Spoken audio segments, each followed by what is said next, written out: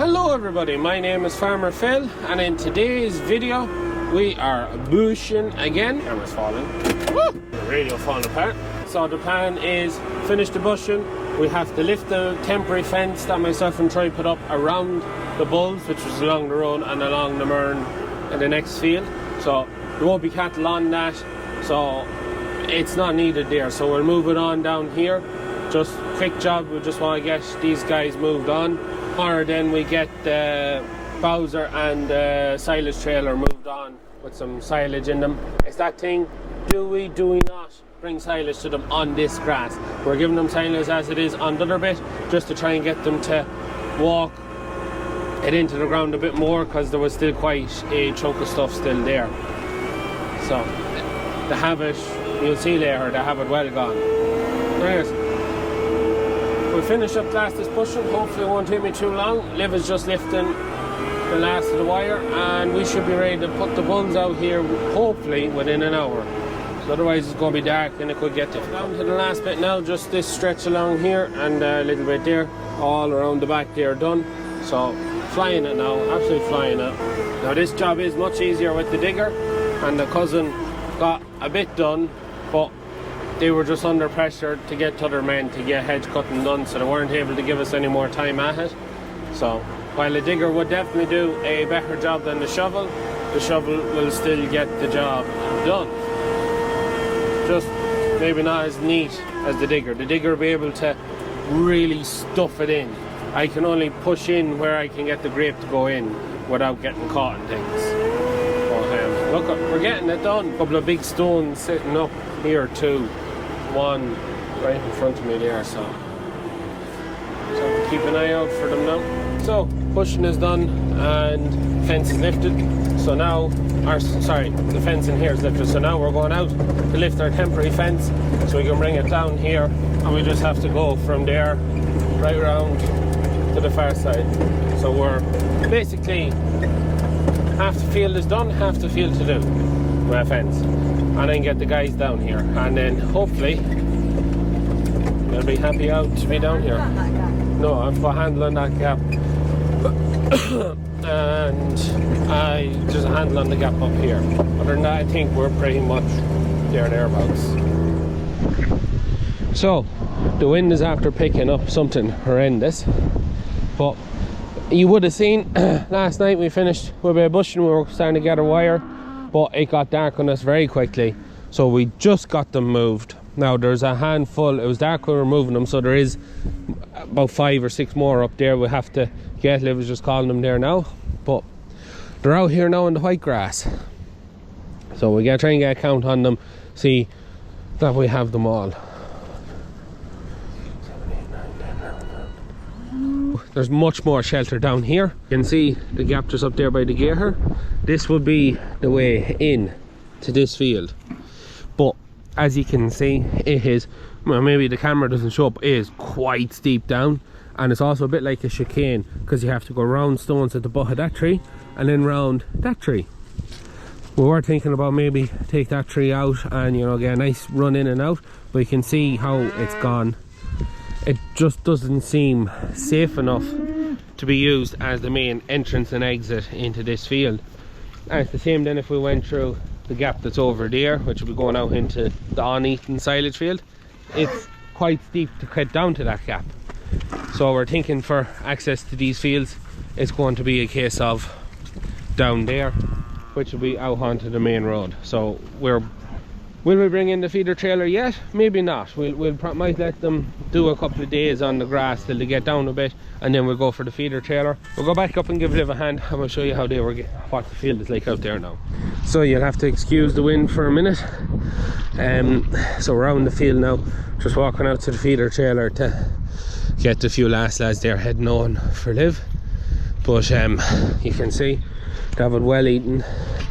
It's well tramped down. Now the outsides of the fields are more tramped. The further in you get, actually the less walking in they've done, but that should be good enough there. There was nothing left for them to eat, but that should be good enough there for ploughing and spraying. So once it dries up, this field is actually turned out to be a lot wetter than we thought it was going to be. So when it dries up, in with the roundup, in with the plough, probably done before we put in the plough, and get ready for a crop of winter barley. So we'll make our way out to the feeder trailer out here, round up these last few lads.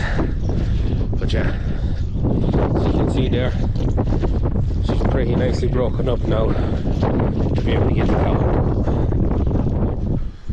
Now they're all together. So the way that bottom field, you can just see them through the hedge there, and there's the few we put in here.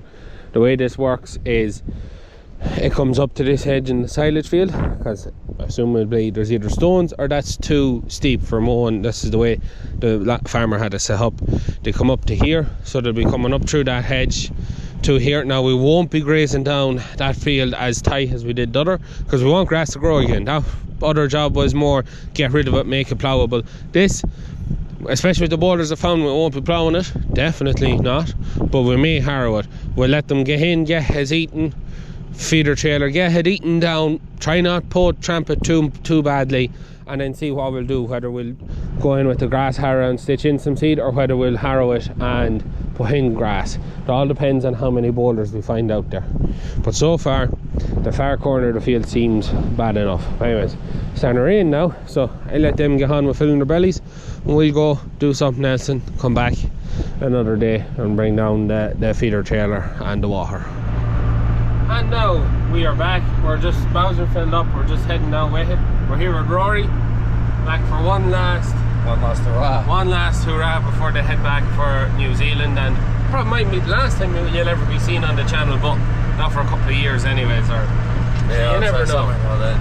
You never know what the future brings. So anyways, we're going to bake on up to the bulls and drop down the Bowser, set back up the drinker, and then bring back the feeder trailer, put on a mix, bring it back up to them. I'll show you how they are getting on. They're on the field 5 days now, so you can kind of get a grasp of how they're getting on into it. Anyways, we'll bake on up the road. So Roy just opened the gap there. The one thing we're finding now, that the place is starting to dry out. We're getting a bit of a reasonable spell of weather, and the ground is starting to dry out, so we're not too concerned about coming in and out this way as much as we were even by the start of this video. So the drinker's just over there in front of the loading shovel, so just tip over, back her in, drop her down, hook it up, and yeah, pick up the feeder then. It's a bit of a thirst on the cattle, they're all coming up. Oh. Just get this shoved on the end of it.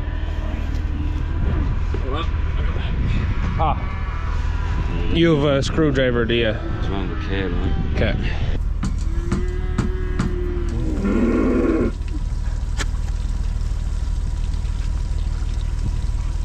But that's the only issue with the Bowser, is you see it's out today, you bring it home, you fill it overnight, you bring it up the next day. We have it on the pipe there, it's working not too long. So we'll tip down the field and we'll get the feeder trailer, and we'll bring it home. Come on lads, out of the way.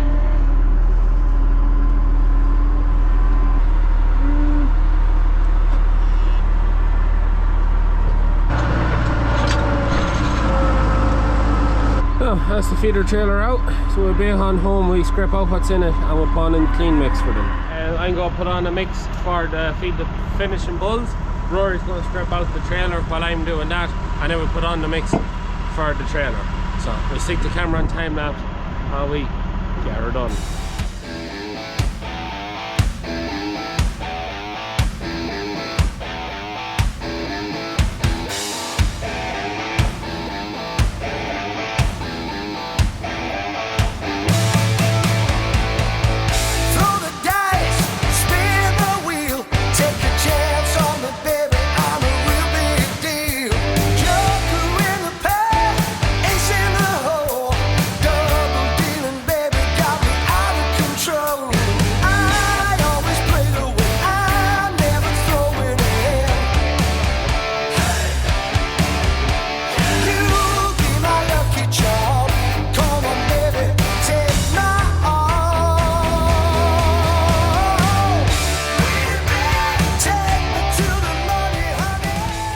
Yeah, up, yeah. That's it. Up, up, up, up. That's it. Just hang on, now pull out the block. Now, this is the mix. So the mix that we're giving the bulls, you can see the barley in it. We're giving them 4 kilos of barley to the mix. So this is a 2-day mix, every 2 days back, mixed with the diet feeder. So they're getting 2 kilos of barley a day mixed in with the feed. The reason we are mixing the feed through the diet feeder is to get the barley mixed in through it, so that all the cattle get an even feed. So from the very top to the very last bit they take out, it looks like that. You can see the barley mixed in through it. Looks really well, smells equally as good as it looks. But that's why we're running it through the diet feeder. So just pat it in now, just to make sure we don't lose a heap on the road. So that's why it's mixed in, so that everybody gets it. If we were to go up with trots, if we were to go up with trots and feed them every day, it'd probably be more work, and you'd also end up with the biggest guys getting to eat the most. Whereas this way, everybody who comes up to get a bit is going to get the same amount. So it's just over 2.5 ton of silage, and then 4 kilos of meal then as well. Or, sorry, it's 2.5 ton total mix, including the barley. So there's a good bit here now. Make sure it won't fall out. We'll be losing silage all over the road. We drop this back up to them and we let them have at it. Happy days. And we're back. You can see the difference between the silage field yet to be grazed and the field they're on. So you can see the difference in how they're getting on now. Rory has to pick up the stand there, so I don't really want to stop, because if I stop, I'm not going to get moving again. Come on lads, out of the way. Come on. Come on. Be careful now. You can see the stones that we've uncovered just there, like there's a heap of big stones there, and I really, like, yeah, definitely not safe to mow. We'll just move it into a different spot, just so that they tramp a different area of the field, and it'll be removing the grass from somewhere else. So just be careful now I don't catch any of them. Aye, sure, it'll do there. Yeah, that's it. There's happy cattle. Just shy of them all being able to feed at the one time, but it's not too bad, and that's why we put through the diet feeder. If we were to just put blocks of silage in and then throw the meal in on top of it, not all the cattle would be able to eat at the one time, so it'd be pointless. But when you mix it, TMR solves all them problems. But they're not doing too bad. They've filled out, they've cleaned off, not looking too bad. We might just get out and have a look at the grass for a second. So you can see they're getting into it. There's still a bit of greenery there, but there's this, still all of that. Like, it's mad. Now there seems to be fresh growth coming, but like, you look at all that, and that's just what we're up against.